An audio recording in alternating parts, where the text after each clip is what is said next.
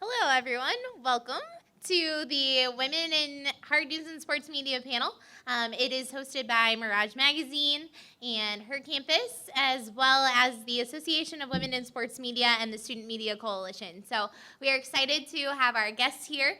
For those of you that don't know me, I am Whitney Godwin. I work here in the College of Media in recruitment and outreach. I also have a background in sports television. So I am going to have our panelists actually start and just introduce themselves, tell us a little bit about who you are, where you work, and maybe why you decided to get involved in media. You want to start? Sure. Hi, my name is Brittany Patterson. I am the Energy and Environment Reporter for West Virginia Public Broadcasting, or the NPR and PBS affiliate here in West Virginia. Oh God, what were the other questions? It's been a really long day for me, guys, so really happy to be here. Why did you get involved in media? Why did you decide to go down that path? So the abridged version of my background is I'm originally from California, did my undergrad and grad both in journalism there, and in grad school took an environmental reporting class. I'd always really liked reading and learning, and I figured journalism was the best way to keep doing that and get paid for it. And after I graduated from Berkeley with my master's, I got a fellowship in Washington, D.C., working for a really big environmental trade publication, where I was covering Congress, chasing senators down hallways and things like that. And that is sort of cemented my love for environmental reporting. My name is Carly Nevis. I work at Channel 5 here in West Virginia, in Bridgeport, West Virginia, WDTV. I started basically a year and a half ago as a sports anchor and reporter. I went to Syracuse University, graduated in 2016, did a few things while I was back home in New York before I got this job, and why I got into media. I've always loved sports. I never really knew anything else. I think I knew basically when I was in kindergarten that I wanted to be a sports reporter. I played sports and just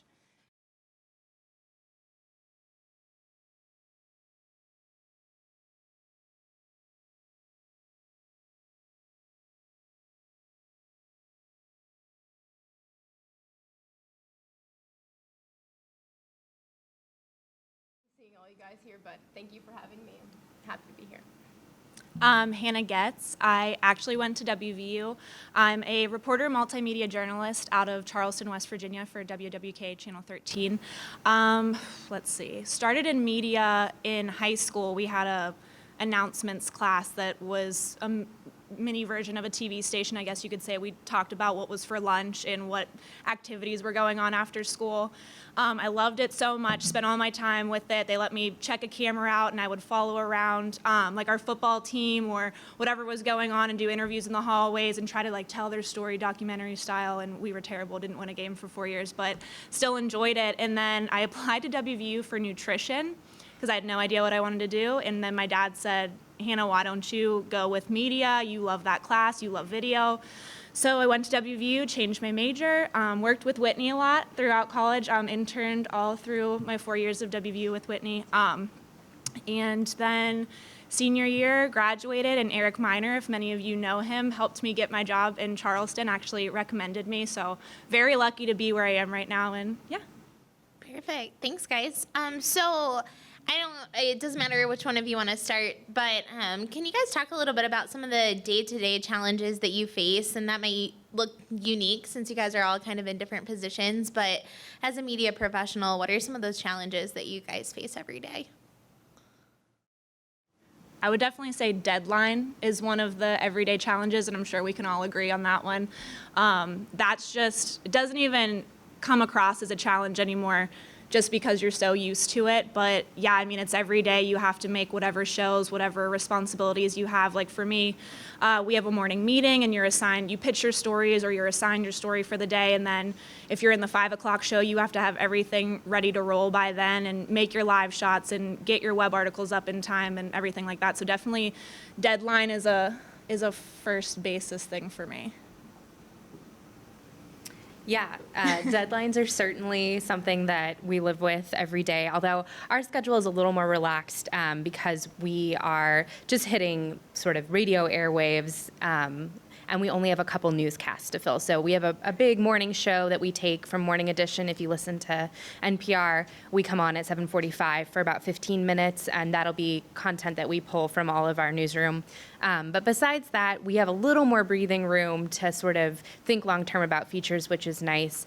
I'll say probably the biggest challenge for me is it's a fire hose of information covering, I mean, anything, but my beat in particular, I feel like it is always newsy, and I'm covering everything from, coal companies to natural gas drilling to river watersheds to, chemical contamination. And my position is a dual position, so I also cover Ohio, Kentucky, and West Virginia for a regional collaborative called the Ohio Valley Resource. So I'm also thinking regionally in addition to covering whatever crazy news is happening in West Virginia. I don't think I cover anything as complex as that.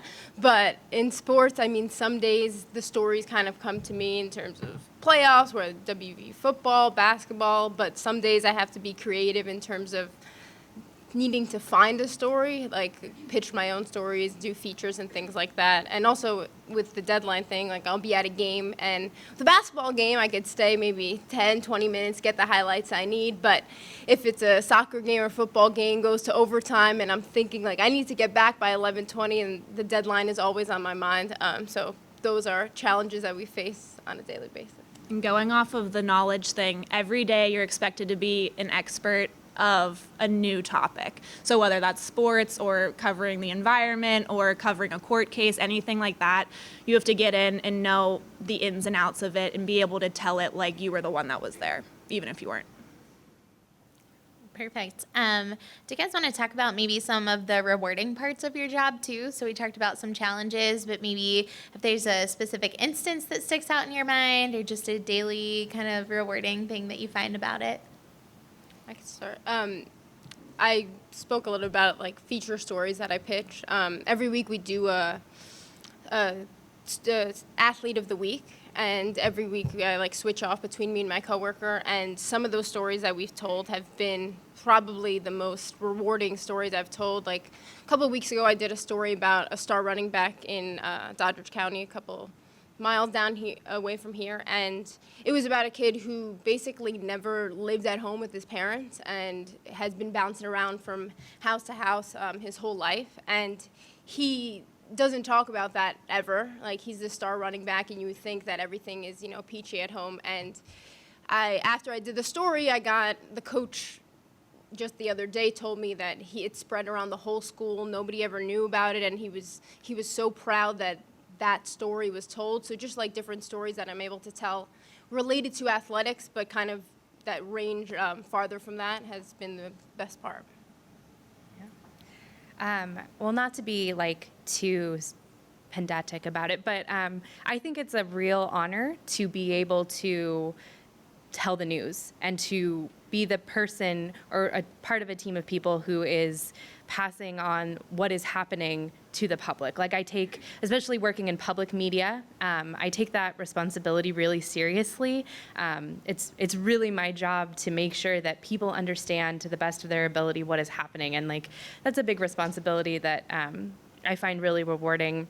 And similarly, I think they're coming from DC, at my last gig, where it's very policy focused and it's very, Congress did this little nitpicky procedural thing. That's really great background, but I think the difference for me being here in West Virginia and reporting in Appalachia is really being able to hone in on how that policy affects people and what that means for people. And I think that is a really rewarding thing to be able to help explain. Going off of the it's an honor thing,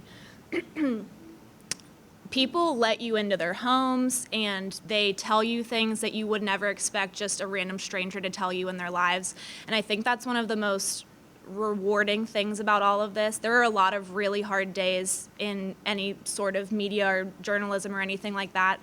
But the days where you can, like for instance, yesterday, I was at the state capitol and I was just it was a really easy story. It's Adoption Month, National Adoption Month, and they just had a little display going on. And there was a little boy who showed up, I think he was in 5th grade, and he was like, I'm adopted. And he said he had his mom was telling me, super traumatic childhood. A lot of things we know, that opioid epidemic, there's a lot of poverty in West Virginia, all that stuff. And he was adopted about 5 years ago, and he said, I'm so lucky to be adopted because this family chose me and I wasn't just born into it. So you get a lot of things like that, and a lot of people telling you things that just, I mean, not to be lame about it, but change your life. I mean, they really will once you start learning people's stories. Over the summer, there was a shooting at a local community center. 18-year-old kid was shot and killed. So community starts coming together, figuring out this wasn't, out of the ordinary. There's a lot of gun violence in this area. And I had a panel of kids sit down with me between ages, I think, 8 to 19, telling me what they see in their neighborhoods. And you have kids that are 10 years old telling you that they can't go outside because there's bullets flying outside of their house, or there's drug deals going on, or they know that their brother got shot on that corner. So hearing things like that, and especially the way the culture is in West Virginia and Ohio and Kentucky that I cover as well, definitely is an honor to be able to deep dive and experience the things that these people are experiencing and telling their stories, because you would never hear them unless somebody's there to tell them. So.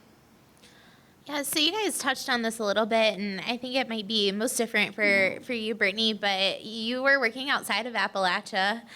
So what brought you here? Like, what made you want to come to Appalachia and tell the stories of the people here, for the people here? Yeah. So my background is in print reporting, and I'd already gone to grad school, to be totally honest. I was like, oh, can't get another master's in journalism, but I really wanted to make the transition to audio storytelling. To me, there's something so special about the way audio can hook people in video too. You just hear people in their own voices, and you can really immerse people in a scene, and that tactile experience is so different than, even good writing, and I love good writing. Still love it, it's great. But I really wanted that experience to talk to people again. DC is a really interesting place to be a reporter, and I highly recommend everyone, if they have the opportunity, to spend some time there, because there is nothing like learning how to sit in a committee meeting and then chase down a senator and get stuck in an elevator with them, and I covered the Interior Department, and I ended up at a Christmas party with the head of the whole Interior Department. It's a very wild place, but it's so removed from people, and I really wanted to have the opportunity to actually speak to people about what matters to them. Do either of you have any weigh in on that question, not being from Appalachia, Hannah, why you chose to stay, or why you chose to come here, Carly? I think that leaving West Virginia, when I maybe eventually do, who knows what happens, but it will be one of the hardest things that I ever do. I'm from Pittsburgh, born and raised. Grew up with a younger brother and sister. Both my parents were together. Nothing ever crazy really happened to me. But to hear the things that people tell me from this state, I swear West Virginia is like no other place you will ever go in your entire life. And a lot of people think West Virginia and they think certain things about it, but there is just something about the people here. It's so special. You're talking about DC, I followed a group of coal miners from West Virginia, Kentucky, and Ohio that went to DC to rally for the Black Lung Fund. And just hearing those people's stories, and I don't think there will be anything else ever like meeting the people here. Moving from Queens, New York to Bridgeport, West Virginia was a very big leap of faith. And it took me a little bit, obviously, to do that. But when I was told that I would be able to cover not only WV athletics, but different high schools and D2 schools and everything, kind of was best of both worlds for me. And yes, it was so scary because I'm from a big city. I went to Syracuse and then went back home. But it's been a really rewarding experience, not only being in West Virginia, but living on my own for the first time, really. And I never thought I would really like it here, honestly, like when I was coming from Queens, and all my friends were like, you are crazy for leaving. But I knew getting into this profession that I would have to go somewhere else to start my career. And coming here, it's been so great in terms of I could be anywhere else, and being in a college town, not far removed from it has been great. Awesome. Thanks, guys. So a lot of times the media industry can be male dominated, especially in the sports side of things, but just generally. So what advice would you have for women in media, women pursuing sports media, or maybe media that tends to be male dominated? And how have you guys found your place in that? Or how has your experience differed maybe from your male coworkers or counterparts? I think that we're in a really exciting time in terms of it's not as male dominated now as it used to be. Personally, I really haven't had an experience where I've come head to head with a man and they didn't think I knew about sports or anything like that. I think that when I was in college, it took me a little bit to kind of believe in myself that I would be able to be in sports. And I don't think it came from any exterior people. I just thought that for me, I was like, am I really going to do this? Am I really going to be a female in sports? And until I believed that I could do it, that was like the major turning point. Another funny story, last week I put up a highlight on Twitter that I filmed, and someone tweeted back like, great work by the cameraman to stay on that play. And I tweeted back like, camera star woman. And she was like, you go girl. And I was like, that was awesome. But I think that now it's less prevalent for it to be a male-dominated field, and I think that more women are welcomed in the field in terms of, like, if you know sports and you're passionate about it, like, there's no reason why you shouldn't get into it. I think, there's so many women that I work with. I feel like I work with more female reporters than men probably, but I think that sometimes there's still going to be doubt when you come up to people because everybody views people a certain way. You know, there's going to be, if you have breaking news for me, like there's an accident or some kind of, like I said, there's a shooting or something, and you have to roll up on scene and there's 12 male police officers standing there. The little blonde girl running up, they obviously right away, and I know it and I can see it on their faces, are just like, well, who's this girl? You know, she's going to be annoying, or what does she want, or she doesn't know what she's talking about. But I think that you just have to be over-prepared always. And that's if you're a man, if you're a woman, if anything. I mean, that's all you can do is just do your best and have all of your stuff together so that nobody can doubt you, and then you're in the clear then. But I mean, there are some things that you're going to run into, like I don't think a male would necessarily run into. I did a story last year. I followed these probationary firefighters. So there were 3 of them starting at a fire department. And I was so impressed with how respectful the whole department was. I followed them through their training process, and I did a series on it. I love finding out, like I said before, what people go through in their jobs, what it's like here. A lot of people around rural West Virginia are first responders, whether they're volunteer or they get paid. So that was one thing I really liked to get involved with, and I really wanted to learn, and I was following along with them and, you know, getting to really know them, and I was just like, wow, what a respectful group of people. And then I finished the series. It was 3 parts, and I get home one day, and I have a message on Instagram that was, and you get stupid stuff all the time on social media. If you're a reporter or anything, and even probably you girls know in regular life, somebody's going to message you something that's just inappropriate. But I get a message that's talking about, you know, things they want to do to me and whatever else. And it was very clear, I thought, from who it came from, that somebody else at the fire department took their phone and sent the message thinking it was funny.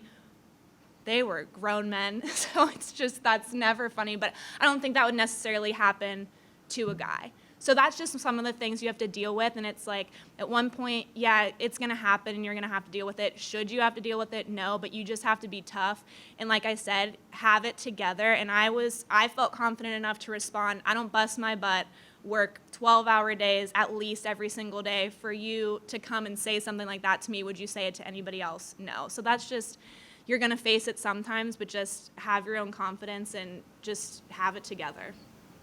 Go, girl.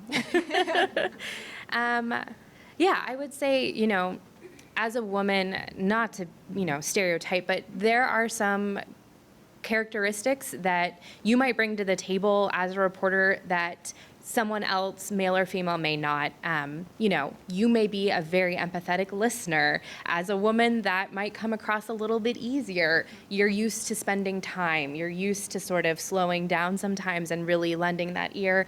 And I think that can be a real asset, especially if you're dealing with really difficult things. Quite frankly, like, imposter syndrome is really real. And what I try to remind myself is, in some cases, when you're in a situation and a man just doesn't think about it. They're just like, no, I deserve to be here. Like, of course I'm going to go do X, Y, and Z. I try to channel a little bit of that sometimes when I'm feeling insecure and when I'm feeling like maybe I don't deserve to be here. Maybe I don't know what I'm talking about. Maybe I'm the only woman standing here in a hard hat among these 12 coal miners, who are all very nice individuals. So yeah, I do think that leaning into some of the things that you bring to the table as a woman can be really powerful, and I think it can help you in ways that maybe others don't have that opportunity. And going off of that, it's beneficial at times for people to underestimate you. You walk up and it's a room full of men and you're the only woman there, but go ahead, they can underestimate you, but you're going to be the one that does the best out of there. You're going to have the most information. You're going to have the best interviews. You're going to do whatever you're doing there to the best of your ability, and then blow them all out of the water when they go back and compare your story to everybody else's. I mean, it's just, you can be underestimated, but that doesn't mean that you have to stand to it. Yeah, and I would agree with both of your assessments that so many women, there are so many women these days in media and in journalism. On the climate change beat, the New York Times poached my editor, a woman, to run their climate desk. All of my colleagues who worked on our team, at one point it was 2 men and 9 women, and we kicked butt. And so, I definitely think in a lot of different areas it's shifting. So we hear about this often, but a lot of people are kind of in a weird place with media and journalism right now as far as trust, and we hear the term fake news thrown around a lot. So how would you guys give advice to somebody who wants to enter the field as far as building relationships and building trust, whether that be in the sports industry or whether that be with professionals that you're trying to interview, or even just citizens, especially in the Appalachian region, because we know that in Appalachia, I grew up in West Virginia, people aren't as trusting to give their perspective. So how would you guys go about that? I would say being genuine is one of the best things that you can do, especially reporting here. But that goes anywhere. Why would you want to be anything you're not? Also, that is at the same time saying, if you want to do this, be passionate about it, because nobody wants to tell their story to somebody that doesn't want to hear it. So if you come off genuine and you really care, and I think all of us, it seems like, you really want to ask those questions and learn about that person and get their story out there.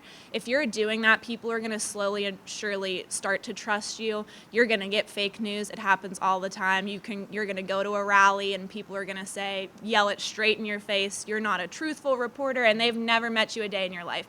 That's just what's going to happen sometimes. But knowing that you care and that you are going to report the truth always is just how you, I guess, stay with it. And don't let it bother you. Yeah, do your due diligence when you are reporting. There is, for better, for worse, probably for better, a lens that is being shined on journalists now and always, really. And I think it is our job to make sure you are double checking that name and you are double checking that fact. And did you reach out to everyone you need to reach out to get the story?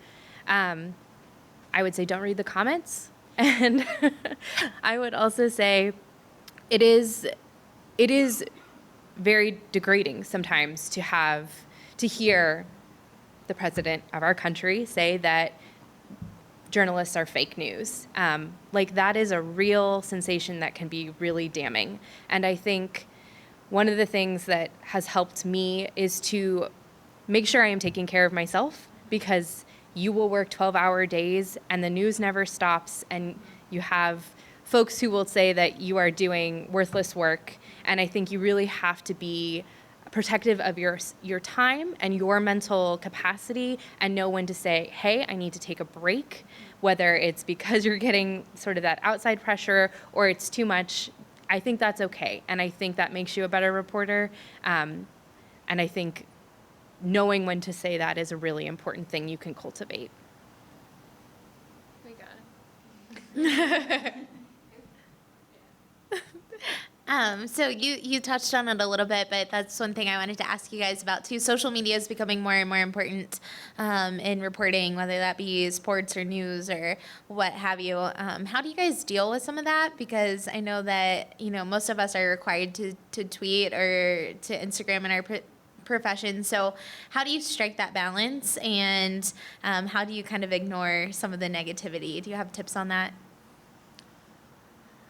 I feel like the balancing part of social media, I feel like I get so burnt out so easily now on social media. Like if you're somewhere and it's so picturesque and you want to put it on your Instagram story or whatever else, I feel like those are the times now where I'm just have my phone in my pocket or not even on or somewhere else, because we do rely so much on social media. I know for me, I'm required and expected to be tweeting while I'm out on stories, posting on Facebook, doing Facebook Lives every day, posting my story, and it's just all focusing around social media. And then also talking about don't read the comments.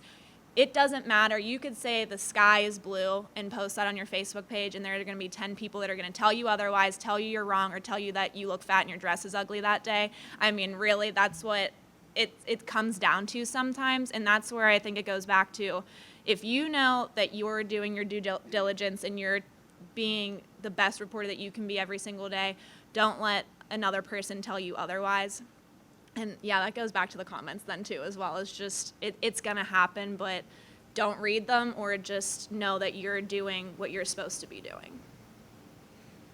Yeah, I have adopted, and partially I'm lucky that most of my news is not breaking news. That's not always true. But we really think about using social media to drive engagement and meaningful engagement, not just page views or clicks or things like that, which we don't have to worry about because we're public media. And a lot of newspapers are moving away from that. They're looking for time on page. And so we're thinking a lot more about choosing carefully what we want to put on Facebook and having it, or Instagram or Twitter, image heavy, impactful stuff that will draw people in, or get people asking questions or engaging with us. And as far as Twitter goes, if you're in a place that no one else is and something crazy is happening, then I'll definitely tweet about it.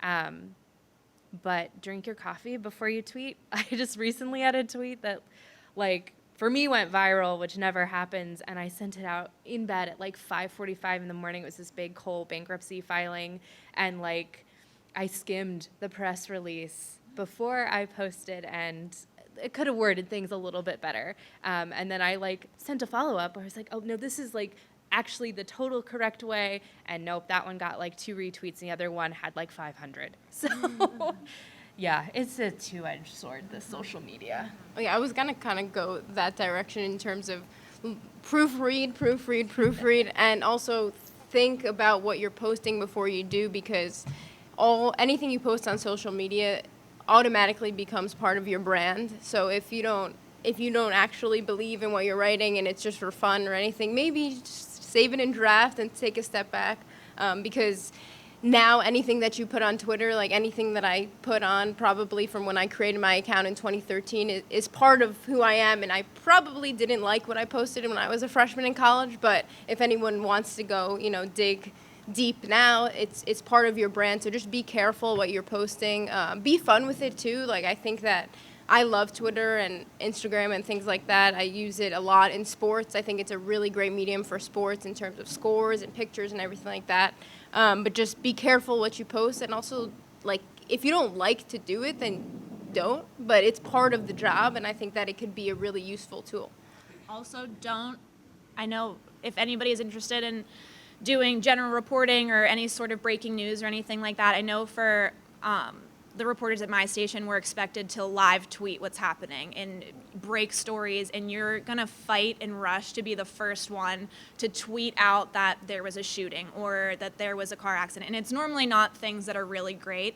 Just don't get too caught up in being first, because that can bite you. It can bite a family. It can ruin somebody. You don't want somebody's mom finding out about their child, something happening through Twitter or a shared Facebook post, or in being more gruesome, you don't want to be careful with what you show with pictures, and you'll learn a lot of that as you go through school with ethics and stuff like that, but just be careful and don't worry too much about being first, worry about being correct, and also worry about if that was your family and how you would want that to be seen, but also do your job at the same time. Easy, right? Yeah. Brittany, so you have a little bit of a different experience in audio reporting. You mentioned that maybe it's not quite as fast-paced. You have a little more time to kind of dig through some of that information. So do you want to talk a little bit about what that looks like and how that might be a little different from just kind of a daily breaking news cycle? Yeah. If you've ever had experience putting together a feature story, that is the majority of what my brain is doing at all times, which can be a little daunting because you're thinking about structure first and foremost.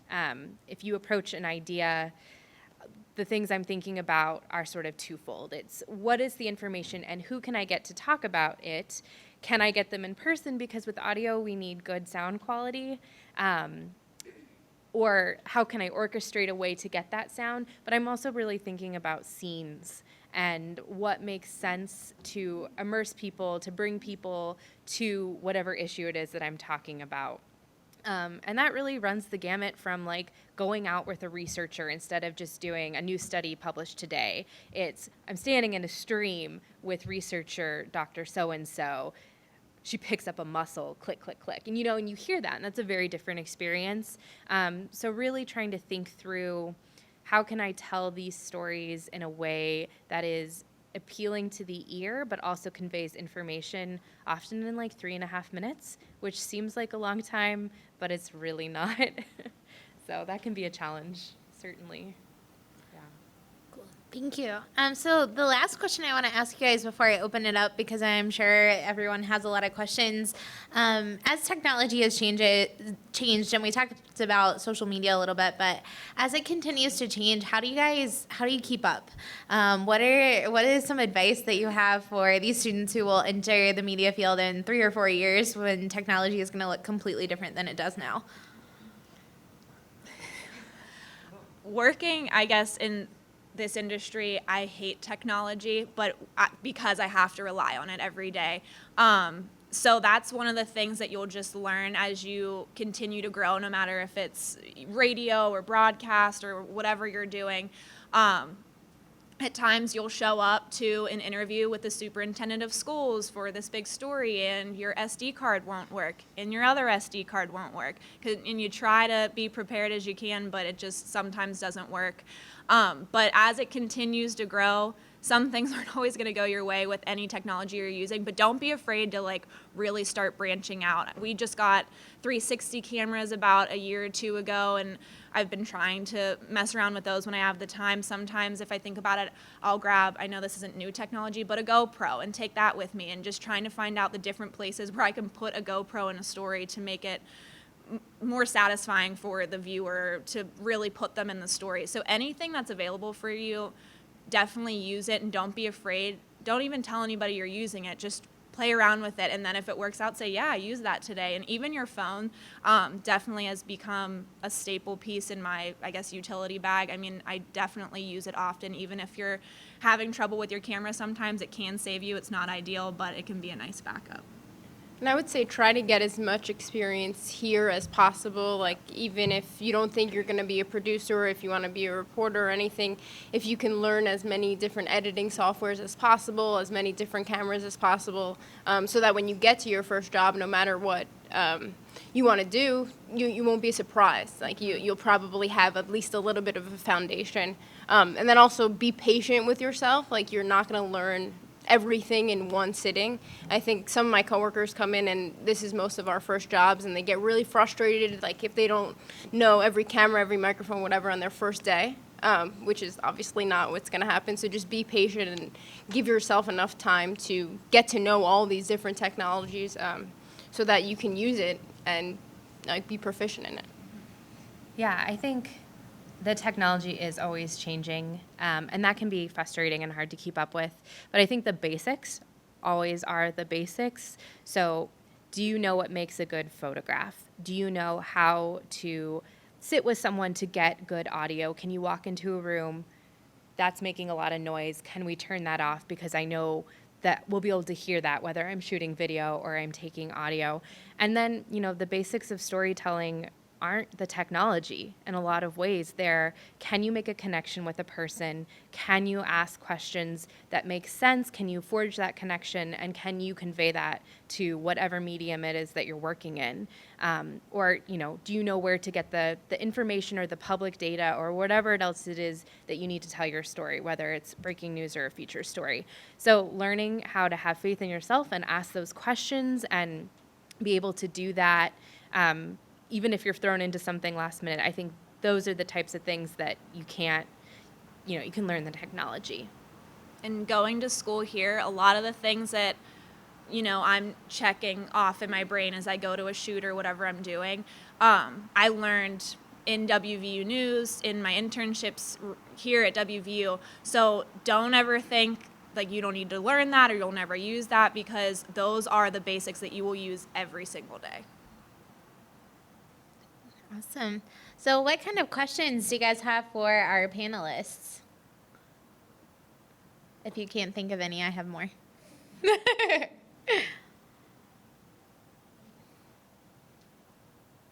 a question. Yeah. So what all did you guys do in high school that helped you prepare to where you are today? Like internship? High school and college? Or College, just, yeah. sorry. What did I say? High school. Sorry, I don't know where I'm at. Yeah, that's a great question. I'll start. So I went to WVU. I did what was once Mountaineer Sports Network and is now West Virginia Athletics Video, I think. So I did that all 4 years. I was fan cam for, I would say, 1 year, maybe a year and a half, solid, almost every single basketball game, women's or men's. And that's jeans, freshman 15, up and down, sweating, just like a 20-pound camera at the Coliseum, just running around. That's one. I did WVU News twice. If anybody's afraid, I would say do it. I did sports one round, and then I did news the other. So like the student TV station? Yep. So I think everybody, if you're in broadcast, has to take that, and then, or maybe not anymore, but yeah. Oh, yeah. Okay. So yeah, I took that twice, and then I did. I think it was one of the first times they had this partnership, but with what was Root Sports in Pittsburgh. It's AT&T Sportsnet now. I worked with them, and I was very lucky. Again, thank you, Eric Miner. Did a feature story, and they allowed me to front it live on one of their broadcasts of the women's basketball game. So any opportunity you can take, and I'm guilty of it, not taking enough of them here. Take as much as you can get and learn just practice, because it will help you out in the end. Even wrapping cable. Anybody know how to wrap cable? That comes in handy. I still don't know how to do that. Well, we kind of probably had parallel experiences, but at Syracuse it's called Citrus TV. It's like the student station with corny orange joke. So I worked at Citrus TV. I worked at the sports radio station at Syracuse, and also summers are crucial. Like if you can get I'm crazy, so I doubled up on internships. But sophomore year and junior year, I worked at a local television station in New York, News 12 Long Island. I was a sports intern there. Then I was able to become a producer there and got here. So also, if you ever have an internship in the field, make sure you are constantly in communication with the people that you interned with, because multiple internships that I had helped me get this job in some capacity. I worked in the WNBA. I worked if you can diversify the type of internships that you get and keep in touch with all these people, you never know when it will help you out in the long run, and keep in communication with the people that you pass by. Yeah. Those are amazing opportunities to have in school. So when I was in undergrad, I was on the student newspaper. I was a transfer student from community college, so I sort of I got into my 4-year degree and I had 2 years left, and suddenly it was only journalism classes that I had never been exposed to before, honestly. So it was a little overwhelming. So I was a reporter and then managing editor, and that was one of the reasons that I decided to go to grad school, honestly, is I didn't feel like I had the skills to do this job well. And perhaps the wrong decision, went straight to grad school and didn't have any real world experience. And luckily, my program at Berkeley was very immersive. Your first semester, I was an education reporter for a hyper-local news site. So it was very much beat reporting, and that was really helpful. And a lot of our classes were very hands-on on the ground. Also did a internship at a newspaper. It was 8 weeks up in Washington. I ran around as a GA reporter, and it was great. They sent me to the randomest stuff, but it was a lot of like front page news and learning how to tell stories that you're totally new to. That was very helpful. I also did a internship at the NPR affiliate in San Francisco. One thing I do want to say about internships, because I think it bears repeating, is that so many of them are unpaid. And that was a real challenge for me. I was come from a family that is very low income, and I did the community college thing to save money, and I found myself at a real disadvantage. And I think we're starting to see a lot more internships that are paying and offering stipends. And I think when you see those opportunities within this, like where you are, and you can elevate them to people that you go to school with, I think that's a really valuable experience, because I think I often see a real gap in diversity in journalism because those who cannot afford to take unpaid positions don't have as many opportunities to get that experience, and that experience is so crucial. So if you can do it while you're in school, and if you can do it through classes that you already have to take, I think those are really valuable opportunities. Great point. Other questions?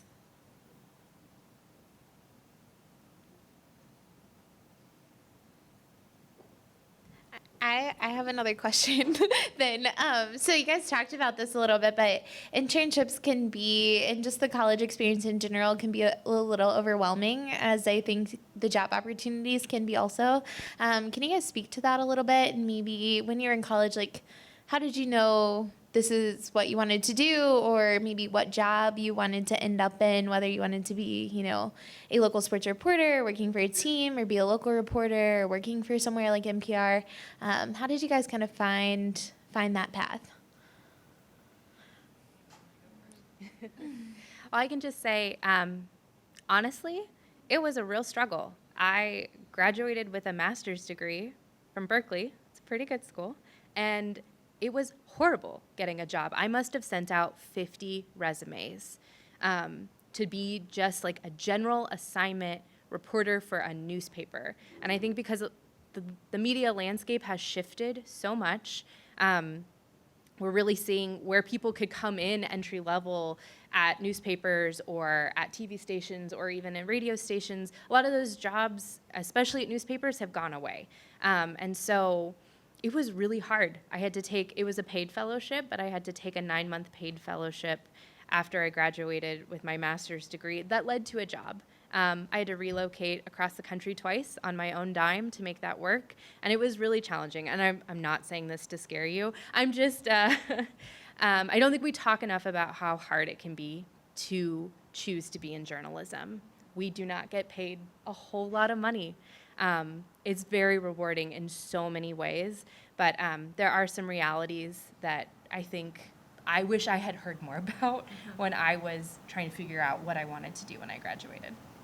Yeah, I don't think I got into the field to be a billionaire, because that's never going to happen in journalism, but I think it's more about the passion than anything else, and obviously all of us have it here. What was I going to say? What were we talking about? Just talk about how some overwhelming, like, how do you overcome the overwhelming feeling, or like, how did you know what job you wanted to go into with there being so many kind of paths? Well, you were saying how many 50 resumes that you sent out. I probably sent out double that to get this type of job, but the promising factor is you only need one station to take a chance on you. So I think that kind of drove me, because I knew that if one opportunity came, I was going to run with it. So that was awesome. And just be persistent in terms of everybody has their own path getting into this industry, and if you want to do it enough, it'll happen. And for me, like, obviously I didn't get into it right away. It took me a little bit to get my first on-air job, but obviously I'm doing it now and I'm trying to run with it. But also, on that same token, you have a lot of classmates that probably want to get into the same thing that you're doing, and I think it's important to kind of make your own path and not compare yourself to your classmates, and kind of keep a tunnel vision head in terms of being supportive of your friends, but knowing that maybe that's not exactly the way you want to go, but you have to decide for yourself which way you're going to take it, and stay motivated, and also don't get complacent. Like, if you want to do it, then go and do it, and don't let anything stand in your way. That was a much more eloquent way of saying what I was going to say. The pathway to how you figure out what you want to do. I know for me, senior year, I cried so much. I mean, that's how I am. Like, when I get stressed, I was freaking out I got caught up in a lot of classes that were like gen eds and stuff, like I was in stats and stuff like that. And also, guys, political science, if any of you guys are going into journalism, I regret not paying more attention in those classes. But I got about bankruptcy. yeah. So I got stuck in a lot of classes that weren't journalism based at all, and I started to feel like I had no idea what I wanted to do anymore. Was this even what was right for me? And then senior year, end of junior year, senior year, I got into my more reporting based classes, and I got a camera in my hand and a microphone, and it wasn't the part that was on air. It was talking to people and doing interviews and trying to make deadline, and the challenge of it all. And again, not to scare anybody, it is not easy. If you're going down any path remotely close to any of the ones that we're at, or anything in journalism at all, it's not going to be easy. But I just started to figure out what I liked. Like I said, I got into those classes and finally had that moment of, okay, I think this is what I want to do. And then came graduation, and it was time to decide if I wanted to go the sports route, which I had interned with all through college. That was my base right there, was sports. Or if I wanted to switch to news, because it was really hard to get a job in sports. And then a news position opened up, and it was in a market that I couldn't pass up. And so I took that opportunity, and I was so scared, and I fought with my parents, I think, every single day. And I was, sick. And if you don't cry on your first week, you're not doing it right. You have to move away from home. You're not making any money. You go to Charleston, West Virginia, where I knew no one. And I was scared. I was so scared. But I slowly but surely I feel I'm so happy to be where I am. And if you aren't meant to do this, you'll figure it out quick, because it's so trying. Like I said, long hours. Also, news and sports news, never ever sleep. You can get called in at midnight for something, or you'll work a double that day. You'll be there from 8 a.m. to whatever time, and it's hard, but it's so worth it, and you'll start to figure that out. Like, you will know if it's meant for you or not. And sometimes it might be meant for you, and you might doubt it, just because it does get really tough, and that's where it comes into make sure you have time for yourself and you take mental steps back and everything like that. But again, I was in your shoes 3 years ago, so if you're stressed out and you don't know what you're going to do, it'll fall into place, but just kind of let it happen. And if there's an opportunity, take it. And if it's not for you, then you'll know it's not for you, and you can go on to that next opportunity. Yeah, it doesn't have to be the New York Times Yeah. at first. And just because it's not doesn't mean you're not a good reporter or a good journalist or a good storyteller. And yeah, you can absolutely. I was in DC for 4 years, and it was great. It was a great experience, and I made amazing friends there, but it wasn't for me. I don't want to do that type of reporting, and so you can find a way to keep doing this job and do something else. It doesn't have to, your first job or your second job or your third job doesn't have to be the job you do forever. In the internship thing, I had a friend, I'm from Pittsburgh, I had a friend that was interning all summer with one of the big TV stations in Pittsburgh, and I felt so less than. I was like, I'm not doing enough, and whatever, like all this stuff, and I just felt like everybody was so on top of their game and I wasn't. But half those people aren't even in TV anymore, or in reporting at all. So like maybe they went to productions or something like that, but it'll fall into place. Just you got to cry through it sometimes. Any other questions? I think you guys have great advice. I wish somebody would have told me that when I was graduating Well, I know, I college. don't want to scare anybody, but like, Yeah. I really wish that somebody would have been like, hey, listen, here's what it is, but it's worth it if you want to do it. Do you guys have any other advice that you'd like to give them? Well, I had a professor in grad school. First thing she said to us was, "Marry rich." No. Maybe. No. I think it truly is a real privilege to meet new people every day and to distill information in a way that people come to rely on, and to tell those stories that can have impact. You know, we did an investigation about the governor's taxes, and that resulted in our organization getting defunded by the legislature because the governor was pissed off at us. And then that was able to rebound because we were able to go out to our member base and be like, this is what's going to happen to us. The governor's going to cut $1 million from our budget. And people rallied and they supported us. And we still do those stories about the governor. Just recently, we did a huge investigation into how much he owes in unpaid taxes from his coal businesses.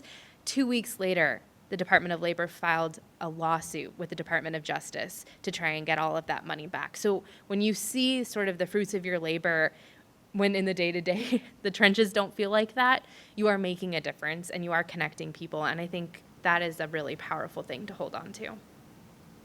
That was better, right? That was more That happy. was really good. I want to listen. I need like a pep talk every morning. Right, a before little I bit. go in. Advice-wise, just, I guess, going back on everything I said so far, it's hard. I mean, can't say that enough. It definitely is not easy, but there are changes that you can make. You cover some pretty impactful things from the governor and the economy and the environment and everything like that. But the opioid epidemic, which is affecting everybody across the nation. Just last week I did a special report, which normally I do day turns, which is one story every single day, and you're just pumping them out. But I got to work on this a little bit longer. There is now a daycare, a child care center in Huntington, West Virginia, which was at one point, I don't know if it still is, the overdose capital of the United States. And the center was just opened in May, only for babies 6 weeks to 2 years old that have been exposed to some substance use disorder. Like, that's where we are. 2019, there is a child center for that. So I got to walk around, meet the babies, and it's not like, oh, it's not no longer, I think the drugs are bad thing, like, and everybody's just mad at everybody. They're trying to help these kids because we still don't know what happens to the kids who were born with neonatal abstinence syndrome when they get to grade school now, because they're starting to grow up and there's not a lot of research. They have a room where you can observe the kids while they're playing, the babies, and how they interact with people. So right now they can only have 16 kids. So I got to do that and just basically get it out there that this is a thing, because they said they want people to know about it. So I go and I turned that story last week. I go through the comments, which you shouldn't do, but I just kind of wanted to see how people were reacting to it, because this is brand new and there haven't been many stories on it. And I had people, which you would think with a story like that, they would say, the moms are bad, or they should go to jail for what they did, exposing the babies, whatever else. But it was people commenting, tagging friends, this would be great for this person. You should tell this person about this. What about Jill Smith's baby? This would be great for her, and all this stuff. So it was like, sometimes it's rare that happens, but when it does, because it's so rare, it means so much more that you actually have a story that's, somebody might get their child help that will change the rest of their lives, and maybe even like close that addiction gap that's been running in their family forever. So it happens, and it might not happen again right away. Like, your first job might not be it, your second job might not be it, but it'll turn into something special if you let it. And just, again, it's hard, but it can be worth it. Sure. To go over all the points that we did, do as much as you can when you're here. Take advantage of any opportunity, and no opportunity is wasted, like no experience is wasted. Even if you want to be on air and you're asked to film a game or anything like that, do it, because when you're at your first job, you're going to be doing all of it. Mm-hmm. So no experience is wasted. if you have a passion for journalism, don't let any external factors like the money or anything stand in your way, because there obviously is a purpose for it, and we see those benefits of it here. So just let your passion take you there, and obviously also always have a reason. Like I feel like if you're not in it for the right reasons, then it's not the job for you. Always be passionate about it, because if you're not, then it'll come through. So just, if you want to do it, like, don't let anything stand in your way. And she said, if you're asked to shoot a game when you first get there, or you're asked to cover something that, oh, that's not what I want to do, you are probably not going to be the best reporter in your newsroom when you get there. I mean, that's just, or you might be, I don't know. But that's, I mean, more than likely, you're going to be new. You're not going to be able to do there's something you're going to be bad at. But the one thing that you don't need skill for is working hard. And I can say now that I'm one of the more seasoned reporters in our station, and there's new girls coming in right out of college, you don't have to be good, but if you care and you bust your butt, I'm going to respect you so much more, and I'm going to want you coming with me, or if I have a story, I'm going to be willing to give that to you because I know you're going to do a good job with it, even if your broadcast voice isn't the best, or you're not the best at live shots, or whatever else. If you work hard and you care, then people will see that, because I know for me, people tell me now, yeah, when you started, you were terrible at this, but we knew you worked hard, so we were okay with it, so... That's great advice. So thank you guys so much for your insights and for all of your information with this. I think it was really great and really helpful, and I definitely resonated with a lot of it. So we appreciate you coming. Thank you guys for attending. Do we have any other post instructions, ladies in the back? Okay, cool. So thank you guys. I will be around for a few minutes if you guys have individual questions that you'd like to ask. So happy Tuesday.